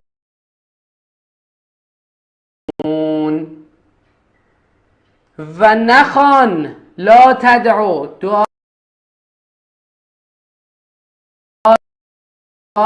نکن، نخوان صدا نزن، فرا مخوان مع الله الها آخر. لا اله الا هو، نیست الهی جز او. دقت کنید این اله رو اینجا ببینید و الهی که اینجا هست که مع الله هیچ چیزی نمیتونه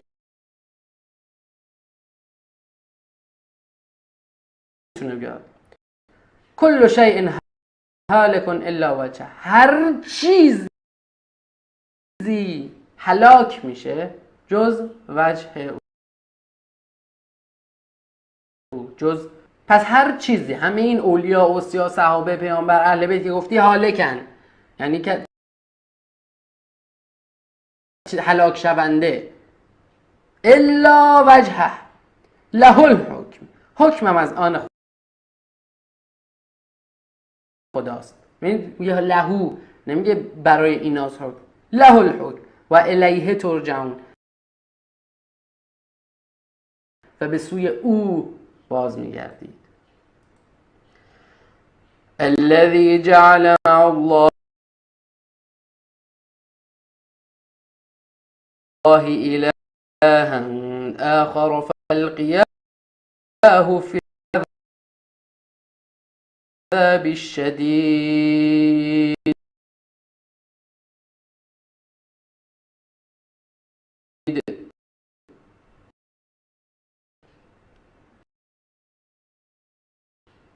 کسی که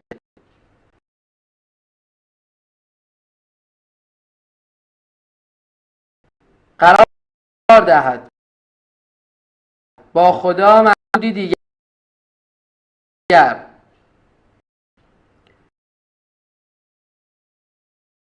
دو فرشته او را در عذاب شدید فرو افکنید.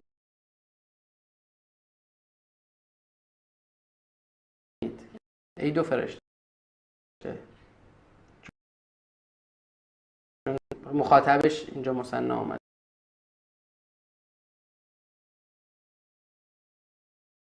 فالقی بیان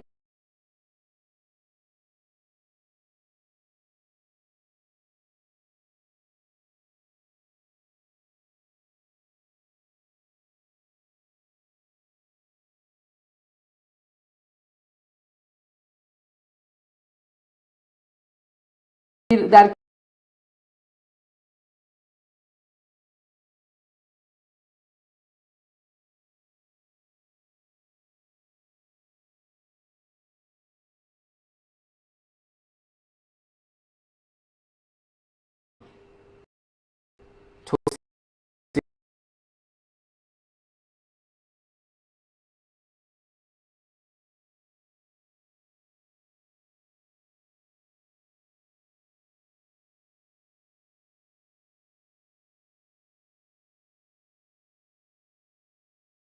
باز هم به اینجا بسنده نمی کنم، چون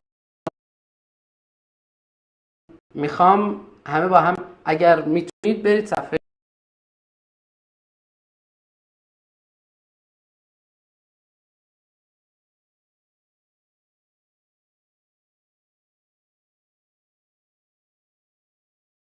الله خیر ام ما یشرکون.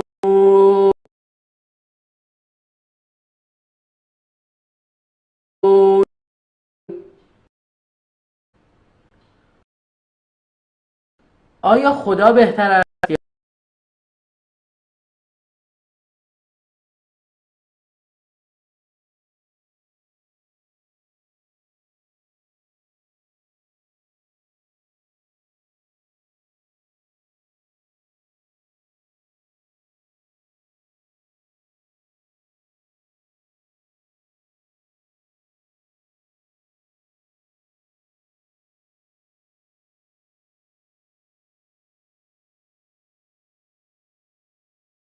یعنی هر کس بگوید مع الله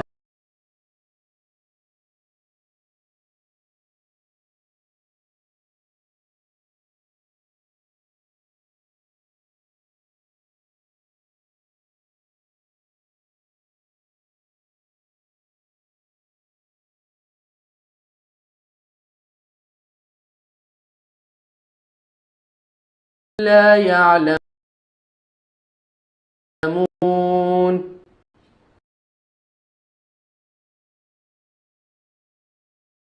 بلکه بیشترشان نمیدانند. یعنی حرفی که میزنن نمیدانند.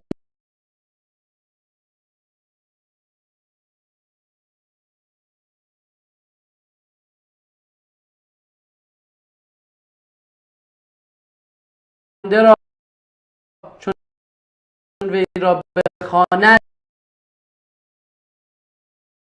می کند و گرفتاری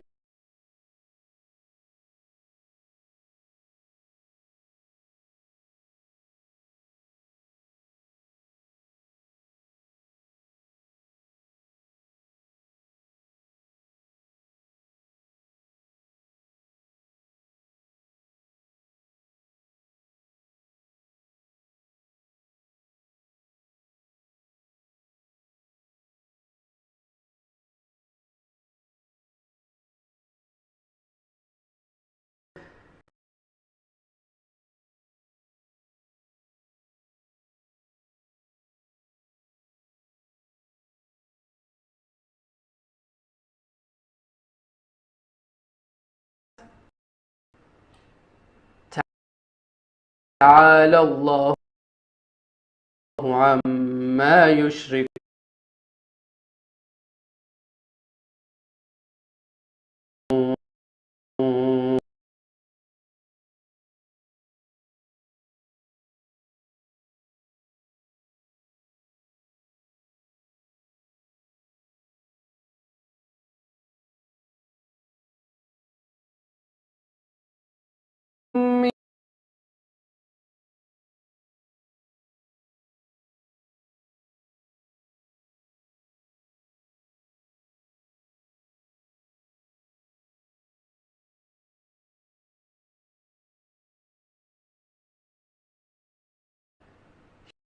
یا آن کسی که خلق را آغاز می کند. یبدأ الخلق،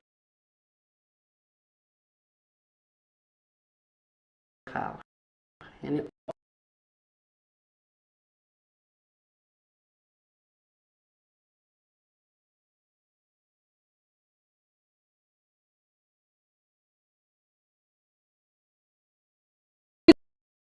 پیش را بیاورید. هاتوا برهانکم ان کنتم صادقین.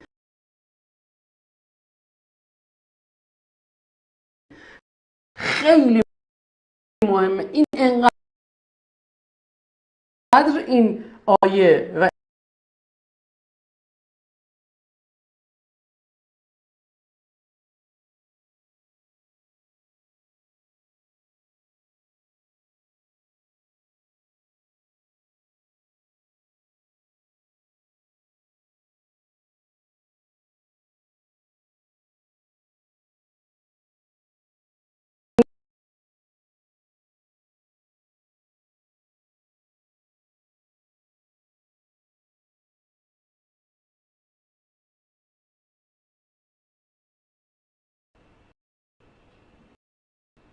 اگر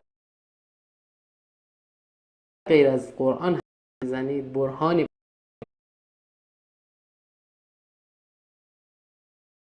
بر آن حرفتان ندارید. هاتوا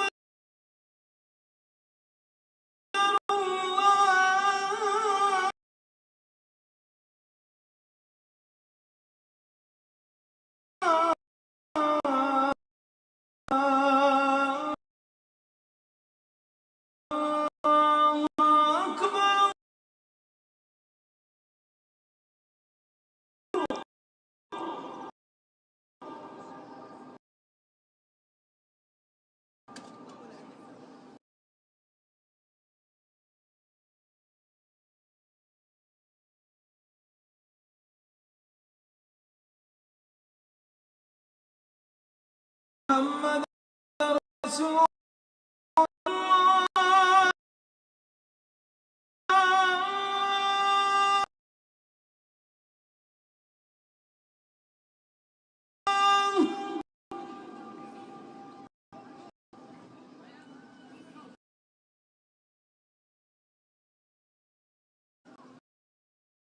أشهد أن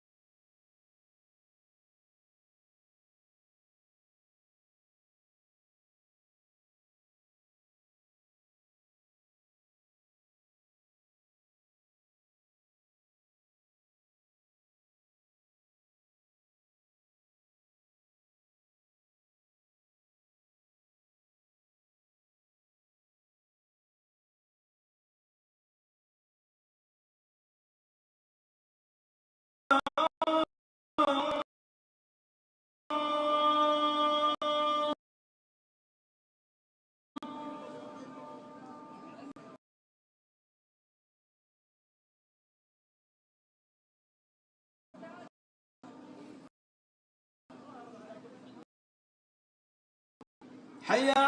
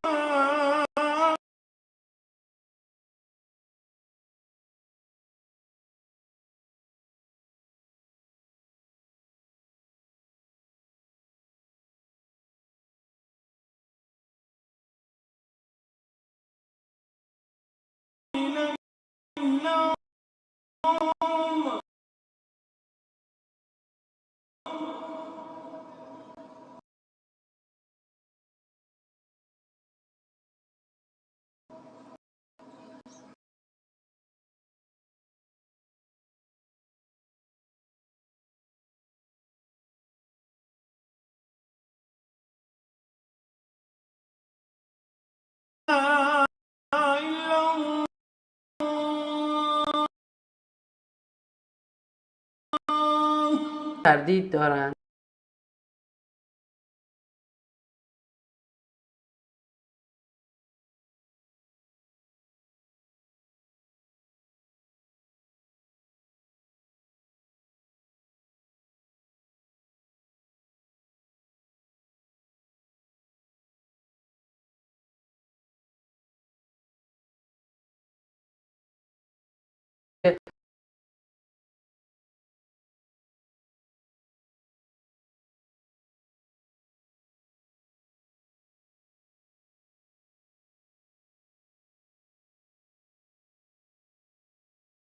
از شرف او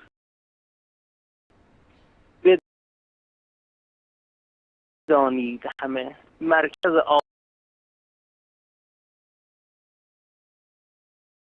عالم نجف اوست.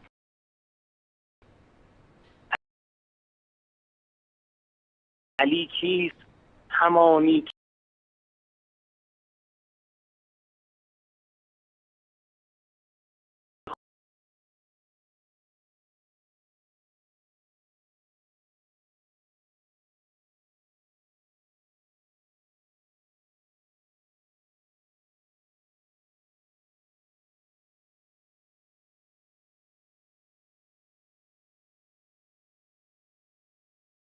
کیست؟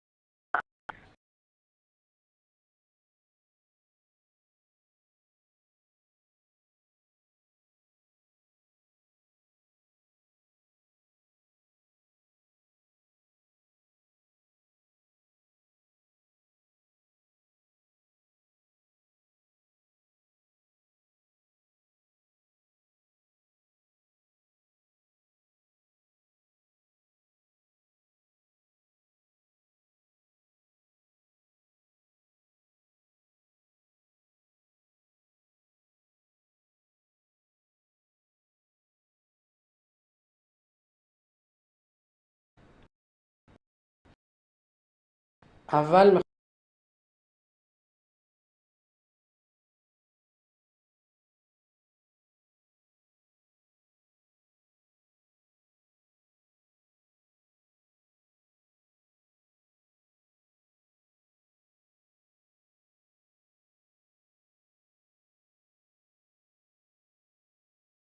العالمین.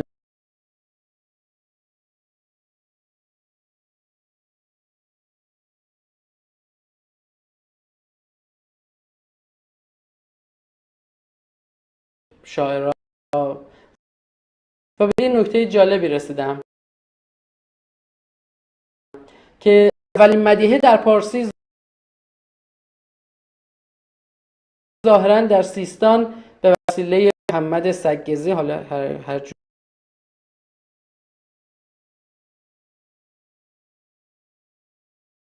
که تلفظ میشه،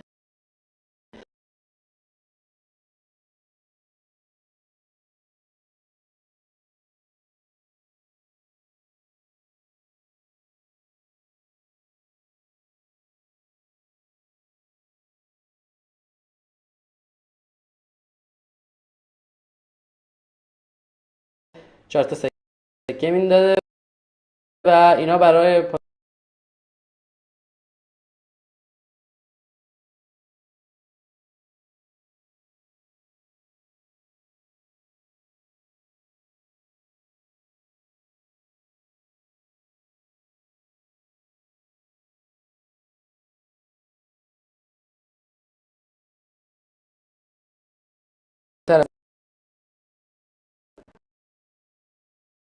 استغفر الله. سخن که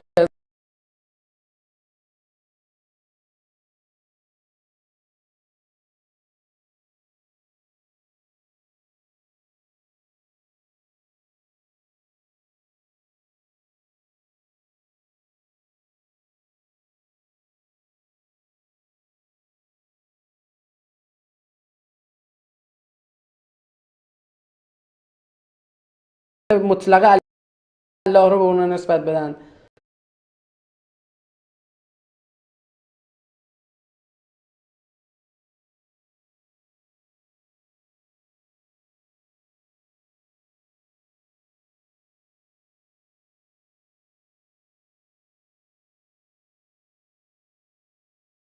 آیات قرآن به شعر داره میگه.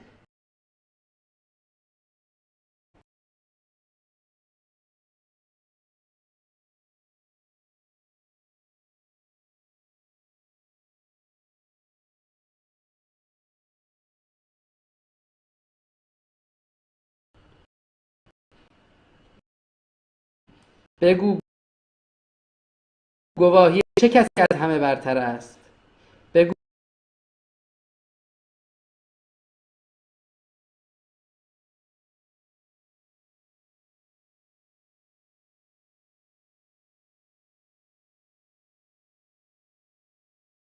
در خدا مع الله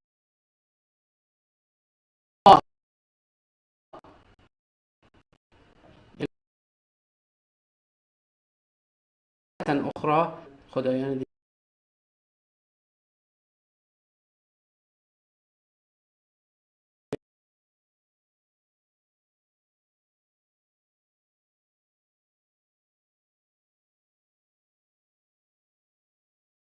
چه شریک او قرار میدهید بیزارم.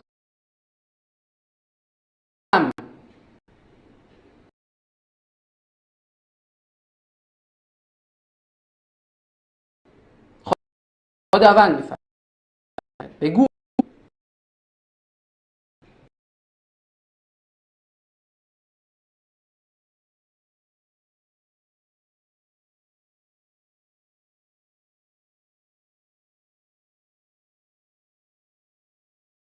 که به خود زیان زده اند ایمان نمی آورند.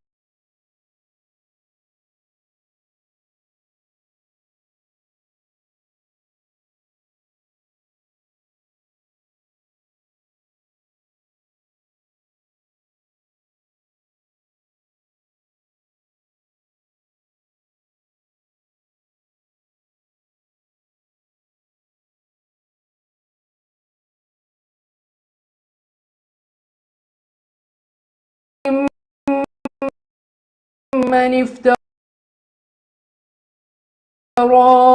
على الله كذبا أو كذب بآياته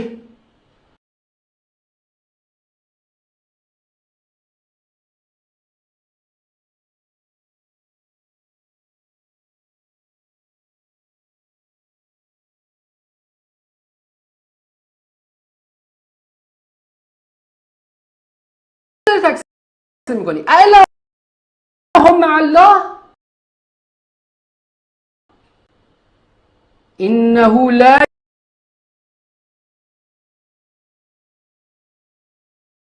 يفلح الظالمون و این عین ظلمه و چه کسی ظلم اظلم، یعنی چه کسی ستمکارتر از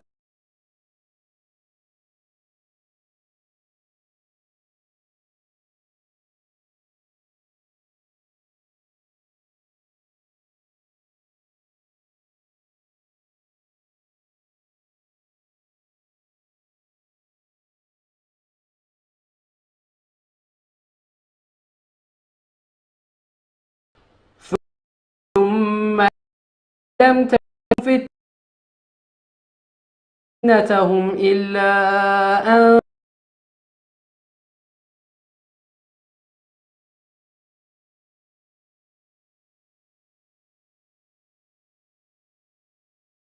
كنا مشرکین، ما مشرک بودیم.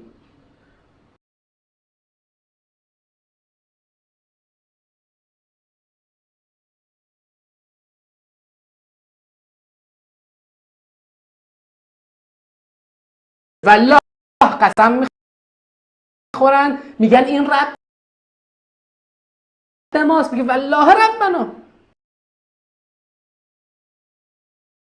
دقت کنید، خیلی آیه وحشتناکه برای کسانی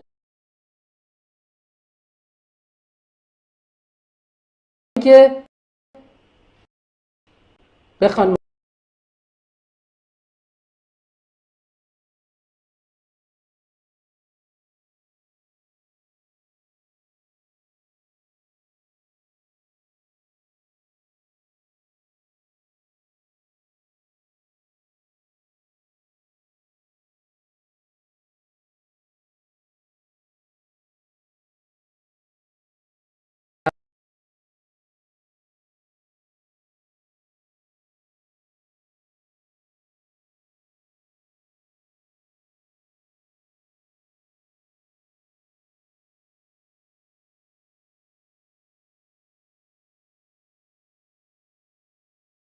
هایی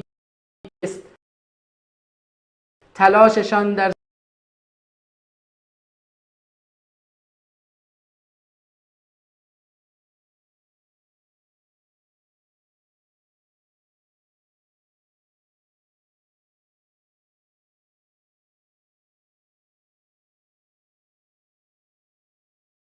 علی شاهی است همه عالم به کف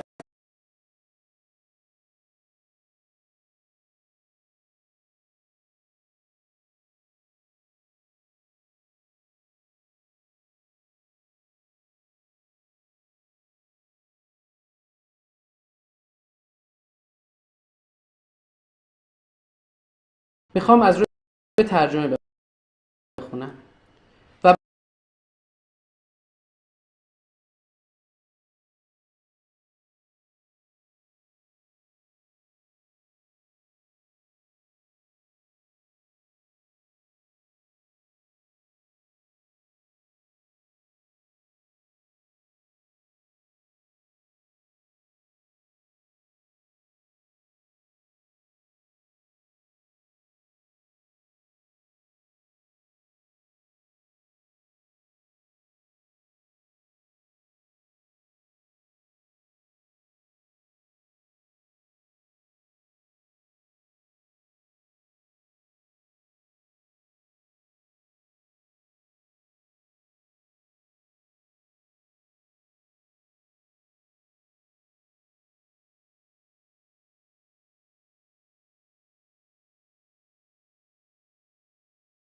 افسانه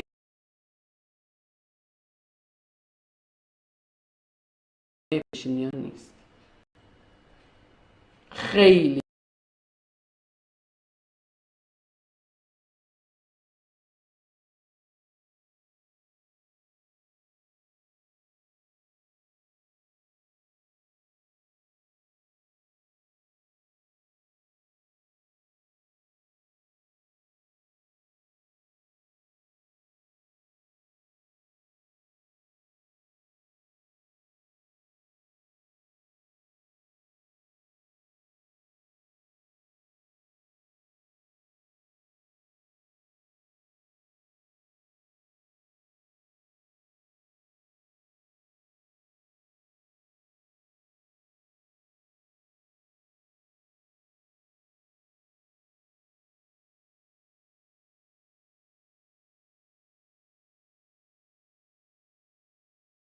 میگوید